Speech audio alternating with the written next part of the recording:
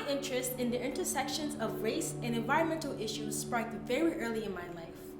Growing up in West Africa, Morytania for 5 years of my childhood, I recall residing in a small village that sat at the entrance of Senegal called Kahaide. The community was very nurturing and rich in culture, but were lacking very basic resources like clean water. According to the WHO, 90% of deaths in Morytania are due to poor quality of water that are linked to many pressing issues, such as malaria, to tuberculosis, to neonatal disorders.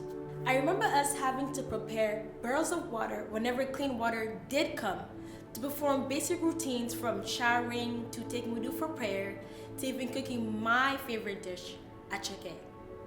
Experiencing this at a young age sparked ambitions in me to alleviate such burdens on my beautiful community. But I felt helpless, as I had no means or ways to do so. I would think to myself, what could a little girl like me do to solve these big problems? I could not understand why is even the most basic life essentials like water so difficult for us to obtain. After coming back to the States, by the time I was 15, I attended a predominantly black and brown high school in Southside Jamaica, Queens, New York. Adjusting to the school environment was challenging, as the school was exacerbated by a lack of resources and opportunities that discouraged ambitious students like myself from overachieving. It wasn't until one day when my physics teacher pulled myself and a couple other students aside, encouraging us to compete at New York City's largest science fair. He explains all we had to do was work on an issue we were passionate about, and the school would try their best to support.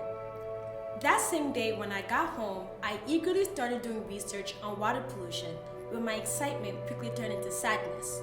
I stumbled across the repeated fatal water crises occurring in black communities here in America, like Flint, Michigan, to New Jersey, to Philadelphia.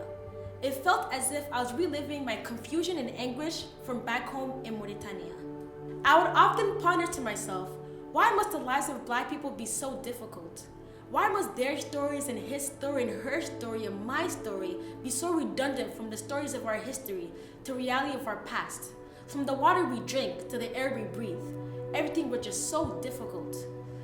Then I started digging into the facts and demographics, and according to the EPA, black populations were 75% more likely than anyone else to live near hazardous waste facilities. It's important to remember black populations only make up 12% of the American population. 12. Some argue these companies don't place these facilities in underrepresented communities because they're racist, but because they're constructing them in areas that are cheaper.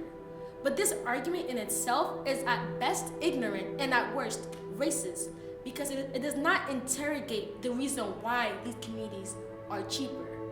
Capitalizing off of racist policy like redlining, gerrymandering, and gentrification, even if you're not the one who wrote the policy, does not absolve you of responsibility. When I started looking into my own school's neighborhood, I came to find that there was a repeated history of industrial chemicals polluting the water source that were linked to many pressing health issues such as liver problems to cancer. After exploring this, I decided something had to be done, which is why over the course of 6 years, I've been developing a novel invention that uses solar power to extract pollutants from our bodies of water. Pollutants like mercury, which has increased up to 30% in the last decade and is going to increase up to 50% by 2050. When I hear these statistics, all I'm hearing is this is going to affect the black population 75% more than everyone else.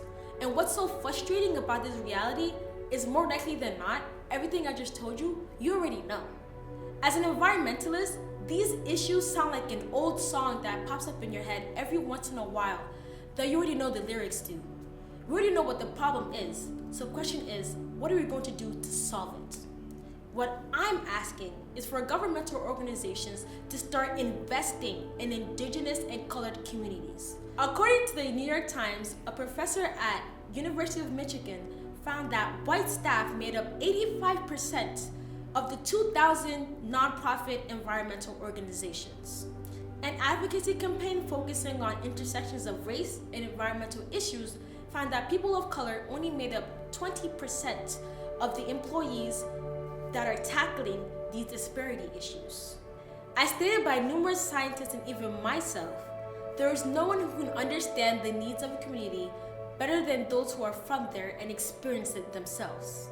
Indigenous and colored communities should have a seat at the table when these disparity issues are being discussed happening in their communities. There are leaders of change in these communities that have the qualifications, but most importantly, their stories.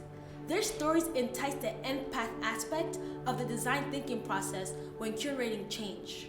Their stories have knowledge and truth to them that foreigners don't have because they simply haven't experienced it. My invention was produced solely off the basis of my experiences that have shown promising results as of date.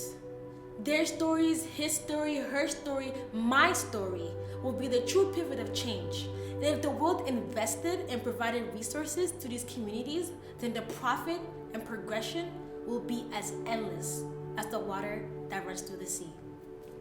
Thank you.